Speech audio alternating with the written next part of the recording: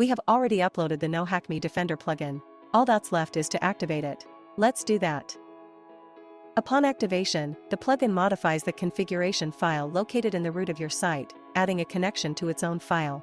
This is necessary to ensure that the visitor's IP address check is performed before the WordPress core is loaded. Thanks to this, if the visitor's IP address is blocked, it will not be able to affect your site's performance. They will immediately receive a blocking message, and the connection to the site will be closed, without the need to spend processor time on loading the WordPress core. Typically, the configuration file is modified automatically. However, if access to the configuration file on your server is blocked by changing user rights, the plugin will not be able to edit it. In this case, a notification will be displayed about the need to manually edit the configuration file of your site. This notification will include the line that you need to manually add to the configuration file. After you do this, the plugin will start working. In our case, the configuration file was modified automatically, so we can move on to the plugin settings. The topmost checkbox allows you to temporarily disable the plugin, without needing to deactivate it completely. In this case, all levels of your site's protection will be disabled. If there are blocked IP addresses, they will be able to access your site. The next field allows you to set a secret GET parameter, entering which will cancel the blocking of the visitor's IP address who entered this GET parameter. You can either enter your own GET parameter or use one randomly generated by the plugin. However, without special necessity, it is better not to set this parameter at all, to avoid lowering your site's protection level.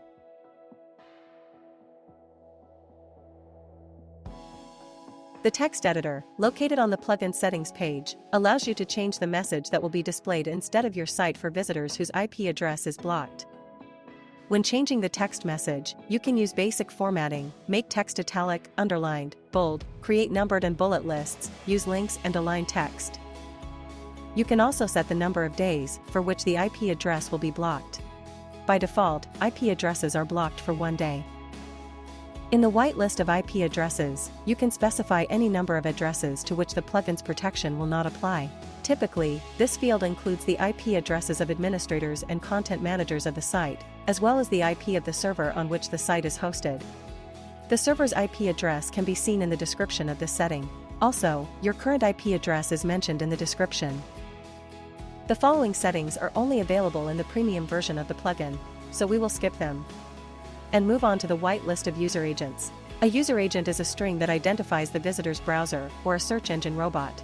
User agents of robots from popular sites and search engines are provided via a link in the description of this setting. You can set any number of user agent strings, upon detection of which the plugin will disable protection for such an IP address.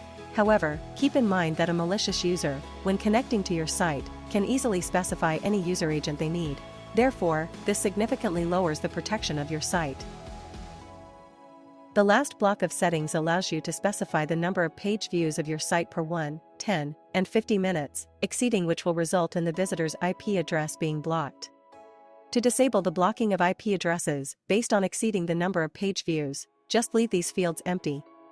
It's important to consider that search engine bots like Google and Yandex, by default, can open hundreds of pages per minute when indexing a site.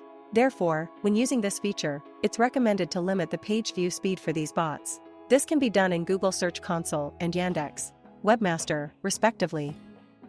Other tabs on the settings page may be useful if you purchase the premium version of the plugin or if you want to order other services. In addition to the settings page, the plugin creates several additional administrative panel pages. Pages with a list of IP address ranges of Google and Yandex robots will be of interest only if you have the premium version of the plugin. The page with a list of suspicious requests allows you to view all query fragments that the plugin searches for in the data transmitted to the site. If you have the premium version of the plugin, you will be able to not only view these requests, but also edit this list, removing any requests or adding new ones. The statistics page displays the total number of unique IPs that visited your site in a day. It also provides information about the 10 IP addresses from which the most pages were viewed in 1, 10, and 50 minutes. Since we just installed the plugin, the statistics page is almost empty. To view another plugin page, we need to have an IP address blocked by the plugin. Achieving this is not difficult since we have a list of suspicious requests, and we can enter any of them. So, we were blocked. Fortunately, the block does not affect the administrator console pages, so we can continue exploring the plugin pages. As you can see, next to the link to the blocked IP section, a counter has appeared. It shows the number of IP addresses that are currently blocked. By going to this section, you can see information about all blocked IP addresses.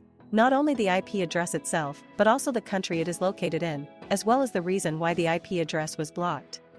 Also, next to each IP address, there is a button that allows unblocking access to the site for that IP address. Let's use it and check the result. Great, we have access to the site again. Let's now take another look at the statistics section, but before that, let's open the site's pages many times.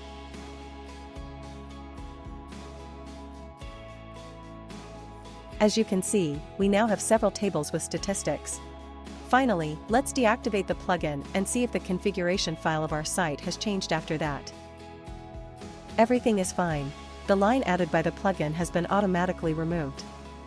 However, if your site required manual addition of the line to the configuration file when activating the plugin, then you will likely need to remove it manually as well.